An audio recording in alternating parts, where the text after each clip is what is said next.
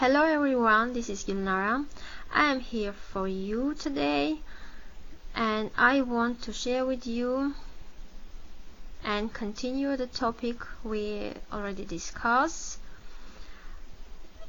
And we spoke about already what does it mean to get married.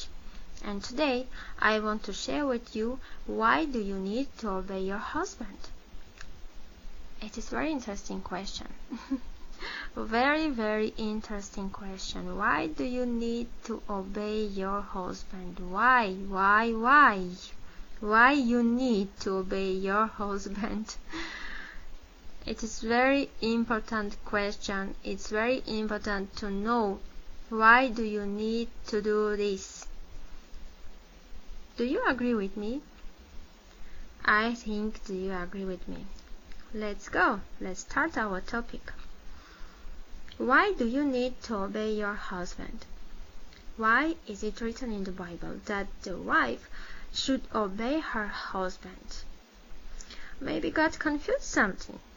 Maybe because God created the woman and knows why he did it. God created the wife to be a husband helper and not his leader. Helper, remember it. Helper. Not a leader, helper. It is her calling in the family to help her husband. But the husband needs help not because he's a helpless person. No. Men are very smart. Men are very talented. Men are very inventive. The main help of a woman is that she accepts her husband, his ideas, and helps to implement them. Only her support, it is already help. By accepting her husband, she is actually accepting God. What happens in this case? She glorifies her Creator because she does what she was created for as a wife. Here the next question arises: how to obey, how to do it, and where to start. What actions should be taken? Very simple, very simple. The first thing to do is to learn to listen. Learn to listen. When your husband speaks, do not interrupt and listen carefully. Please listen carefully. Secondly, you need to learn to hear, because thanks to your ability to hear, you will hear what God is saying to you through your husband. Since God will give you direction through your husband. The third is to learn to see the details and be very attentive to what the husband says. Just never neglect his words. Otherwise, you may miss the major point. The fourth is your reaction. As soon as you know what to do, get down to business, and I know that with such an approach and attitude towards your husband, you will definitely succeed. Fifth is the coordination of your actions.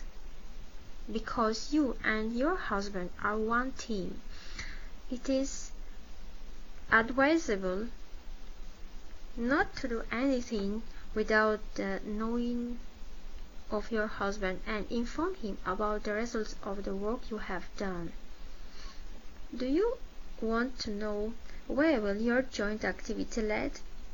You will become closer. You will become closer with your husband. You will always have interesting topics for discussion and growth because you are united by a common goal to please God and fulfill His dream, God's dream. From this your heart will be filled with joy. you will be able to overcome all difficulties and fulfill your mission on this earth. But remember that starting a family is for mature individuals and requires dedication.